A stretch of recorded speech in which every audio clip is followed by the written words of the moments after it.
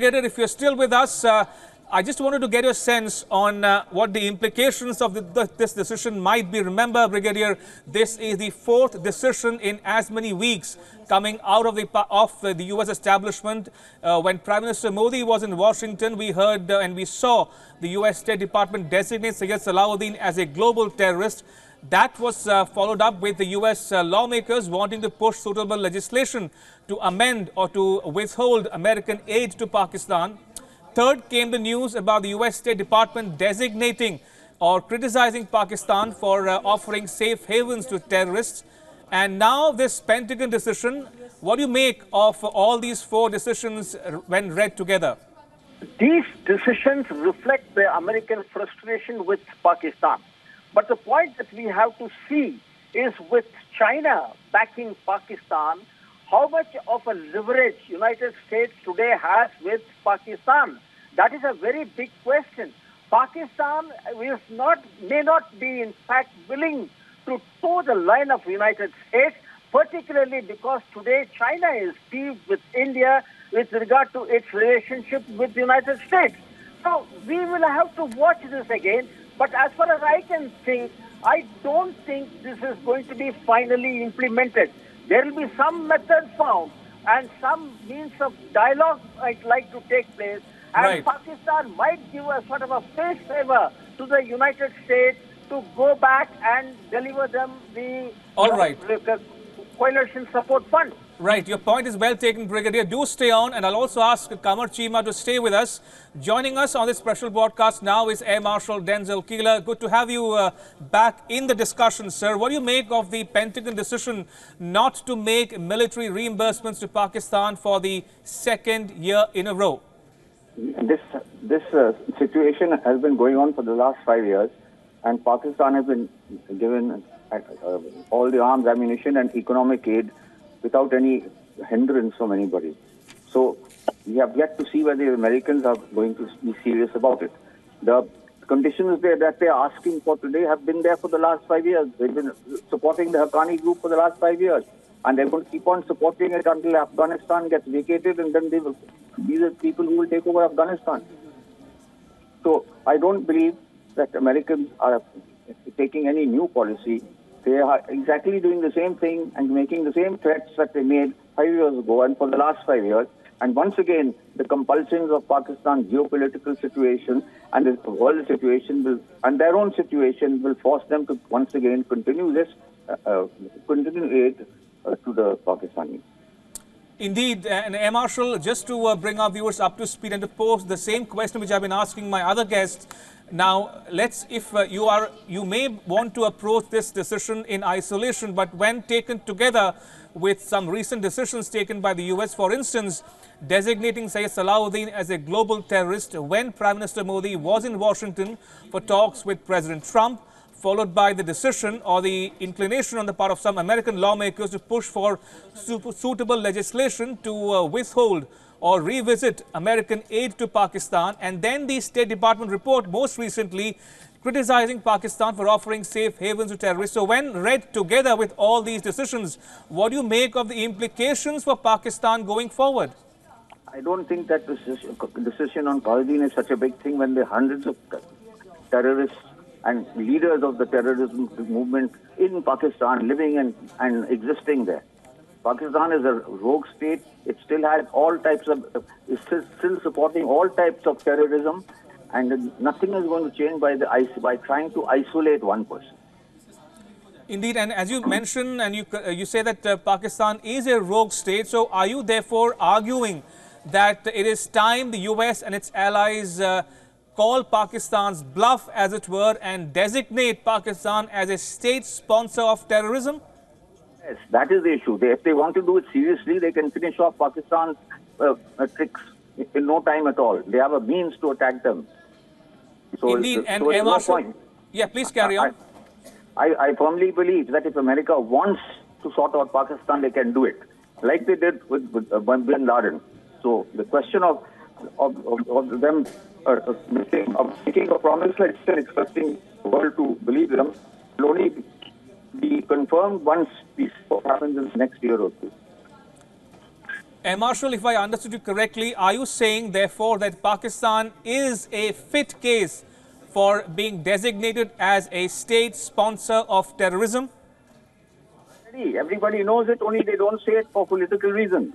All right, Everybody knows. Marshall, do stay on. I want to take that question to my guest who's joining us from Pakistan, Qamar Chima. Qamar, if you're still with us, would you subscribe or agree with this submission by Air Marshal Keeler and others here in India and around the world that Pakistan is increasingly becoming a fit case for being designated as a state sponsor of terrorism? Qamar? Must laugh on it first. But let me tell you, I find there is a huge frustration in New Delhi as compared to the frustration in Washington, D.C. So what I believe is that the American partnership and the international community's partnership on fighting terrorism has been very remarkable, and international community and the United States have been recognizing it very wonderfully. And I think the Americans understand the only solution in Afghanistan is with Pakistan's help. And the Pentagon and the Defense Department and the State Department has been talking it time and again. The only solution can come via Pakistan. That is why recently the Afghan government and the American administration has agreed to start the Afghan-owned and Afghan-led peace process, where Pakistan will be supporting that process. So Pakistan, you cannot put Pakistan out of the strategic calculus, I think. And this Indian desire of just highlighting what's happening in Washington, I think we are taking it very normally and very softly and carefully. And I think India should also be soft on it and just hold on and be less frustrated on it, I think. Right. Qamar, your point is well taken. Do stay on. I'll also ask my other guests, Brigadier Mahalingam and Air Marshal Keeler, to stay on for just a little longer. While we are now joined by Omar Safi, defense analyst who joins us from Kabul in Afghanistan. Good evening, Omar. What do you make of the Pentagon decision to not make military reimbursements to Pakistan for the second year in a row? Yes, see, this would require a serious pressure on the Pakistan. It's not the first time. Pakistan always has several times they have defeated the Afghan government and the international community by saying that they are taking action. But if you look at the reality, Pakistan has spent a lot of money and a lot of resources on making such a loyal group like a Haqqani network. So they would not easily lose this reedy cake that is now prepared. So actually, Pakistan has their own national and international interest in the area, and they would never take such action unless there is a international pressure on this country. Right, Omar, our guest from Pakistan, Qamar Chima, says and maintains that there's nothing much to worry about for Pakistan, and that this decision Pakistan will take in its stride. Omar, your thoughts on the Pakistani view on the Pentagon decision?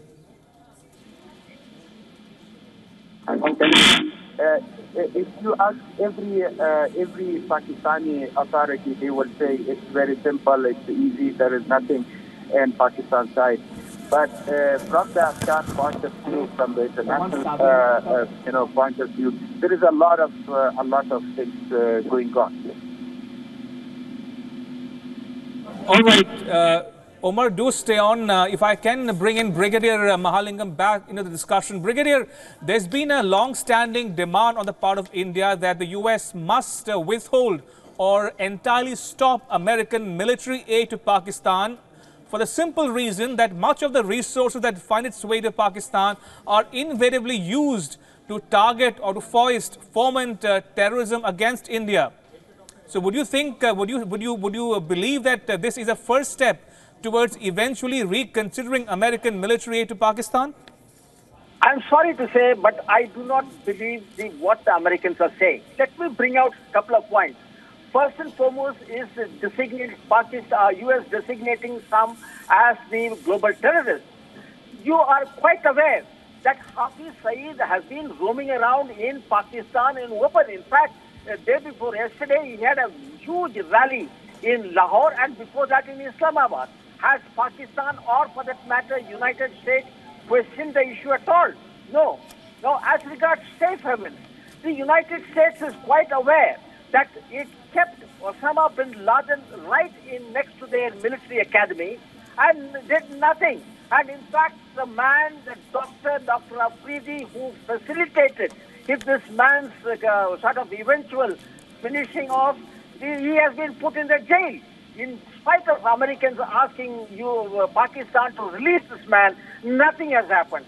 Nothing happened to Mullah Umar. He continued to stay in Pakistan. Nothing happened to Mullah Mansoor. He was in Pakistan. And now, as far as Afghanistan is concerned, let us be quite clear on one thing. As far as Afghanistan, the key to Afghanistan's peace lies in the hands of Pakistan's ISI. This must be very clearly understood. Unfortunately, the United States, or for that matter, the Western countries, do not exactly understand as to how this entire issue of Afghanistan is going on, and this trouble cannot be stopped. In fact, United States, it had almost 140,000 troops deployed there, and nothing happened. Today, with just about 14,000 troops, they are hoping to sort of bring an end to this crisis. It cannot happen, and it will not happen. It can only happen when its military strategy recognizes the problem that they have across the border from Pakistan.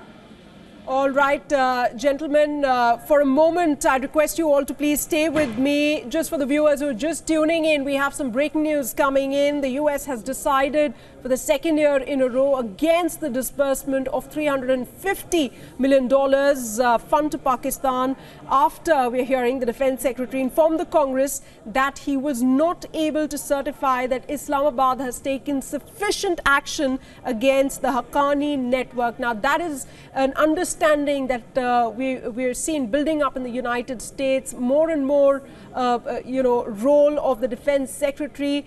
We were hearing reports of Rex Tillerson, how he has to give a go-ahead to the administration before any aid is disbursed for Pakistan. We are seeing some action as far as US is concerned against Pakistan.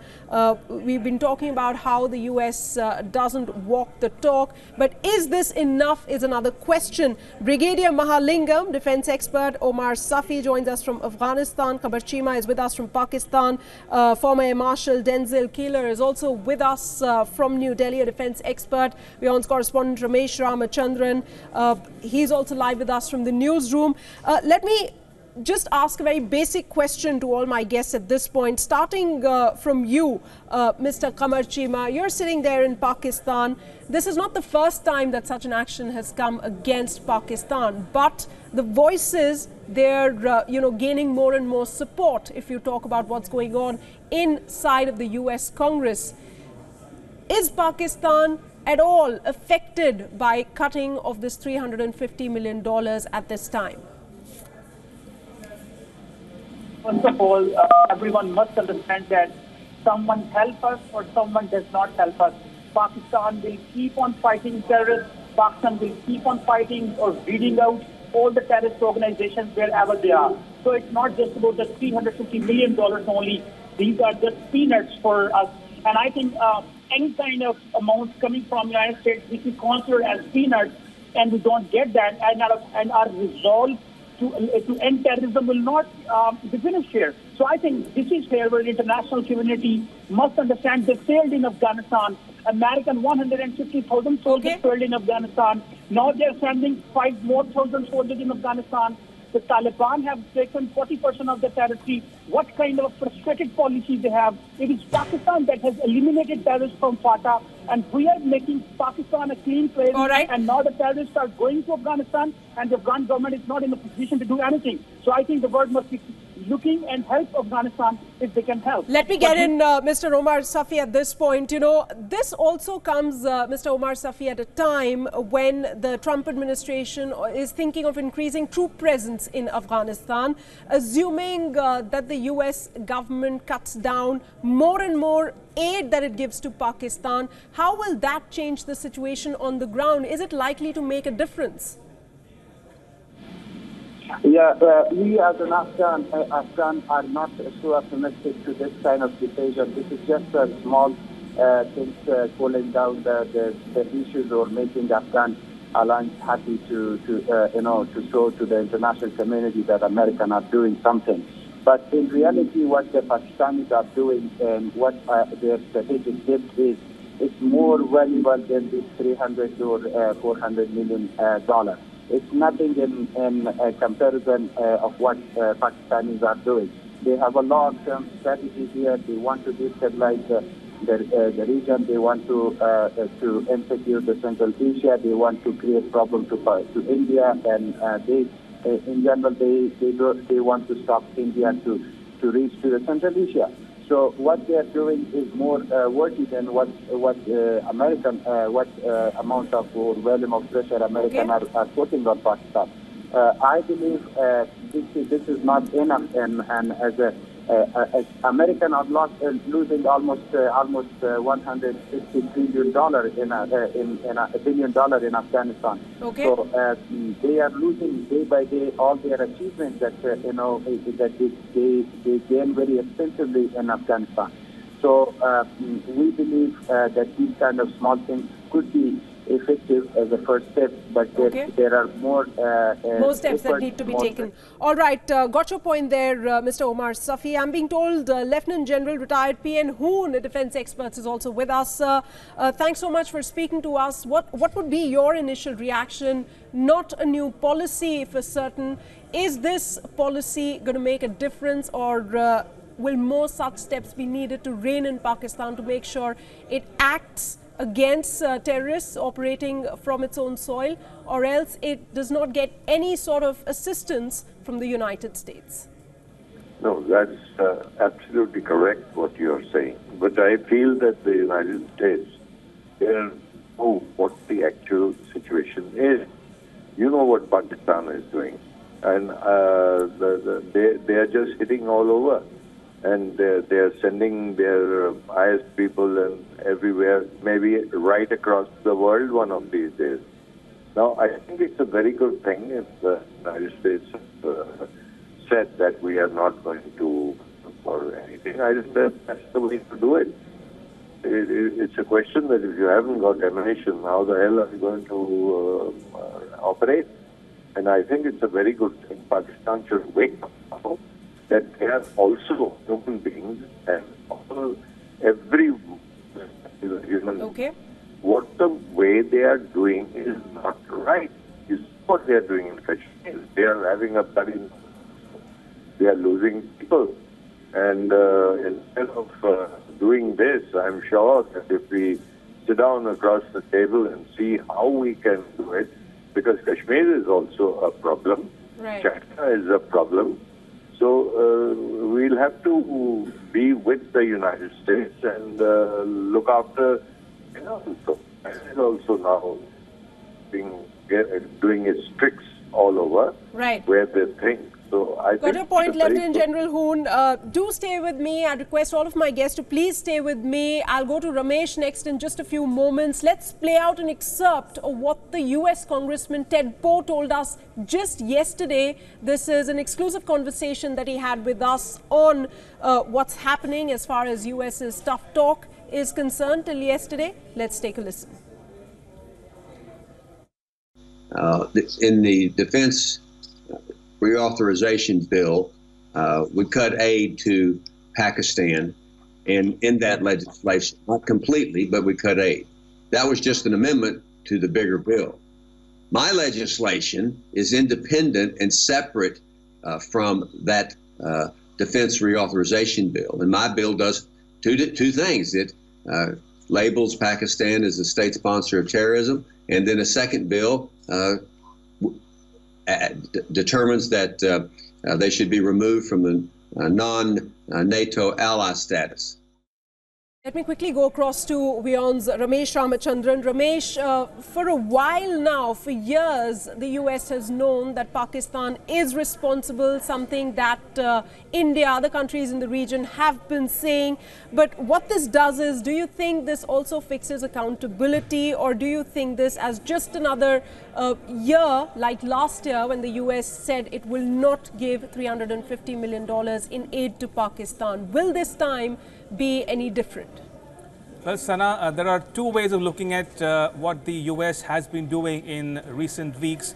Now, on the face of it, as many of the Indian experts who joined us on the show would have been saying on the Pentagon decision, that there seems to be a gap between American intent and action. So therefore, to that extent, I assume that all the experts we spoke to on this broadcast are reserving their judgment and waiting to see how it translates on the ground going forward insofar as India is concerned. But that's it, Sana. If you look at it in totality, this is the fourth executive decision or decisive action on the part of the US in as many weeks. When Prime Minister Modi was in Washington for talks with President Trump, we saw the US State Department designate Syed Salahuddin, the leader of the Hizbul Mujahideen terrorist group, as a global designated terrorist. That was followed up by the American lawmakers wanting to push for a suitable legislation to revisit American aid to Pakistan. Three, we saw the US State Department 2 days ago come out with a report, a country report for 2017, which criticizes Pakistan for offering a safe haven, as it were, for terrorist groups and for not taking enough action against those terrorist groups that are particularly active both against Afghanistan and India, and now this Pentagon decision to withhold military reimbursements to Pakistan. So clearly, to my mind, there is a rethink in Washington as we speak. And just as an aside, Sana, this comes at a time when America is undertaking a strategic review of its policy towards Afghanistan. And as I said, James Mattis has already said on record that Pakistan poses the gravest problem for the US in the region. All right, we'll have to leave it at that, but this is indeed a big story and we will be covering this in detail in the next couple of hours. Lieutenant General P.N. Hoon, Brigadier Mahalingam, Omar Safi, Qamar Chima and Ramesh, thanks all of you for joining me on this story.